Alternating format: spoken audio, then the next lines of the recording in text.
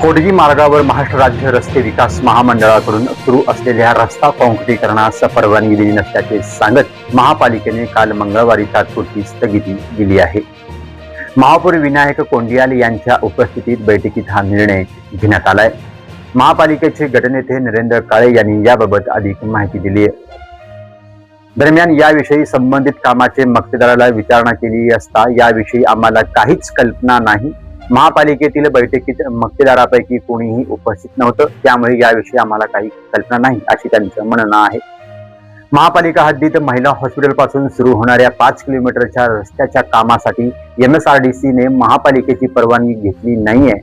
आवश्यक समन्वय न साधता MSRDC ने महापालिकेच्या हद्दीत काम सुरू केल्याचा आरोप या बैठकीत करण्यात आलाय.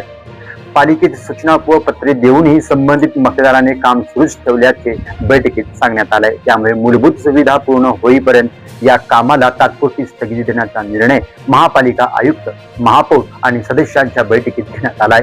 तसेच 4 ते 5 ठिकाणी क्रॉस ड्रेनेजची व्यवस्था करणे, अप्रोच रोडचे काम पूर्ण करणे आणि पाण्याचा निचरा सुरळीत होईल याची खात्री झाल्यानंतरच काम पुन्हा सुरू करण्यास परवानगी देण्यात येईल असे या महापालिकेच्या बैठकीत ठरविण्यात आला आहे. तर मित्रांनो, आपल्याला या प्रकरणावर आपल्याला काय वाटतं ते आम्हाला कमेंट बॉक्समध्ये कमेंट करून नक्की कळवा. पाहत राहा सोलापुरी कट्टा न्यूज. चॅनलवर नवीन असाल तर चॅनलला सबस्क्राईब करा, लाईक करा आणि शेअर करा. रहा सदैव सोलापुरी कट्टा न्यूज चॅनल सोबत कनेक्टेड.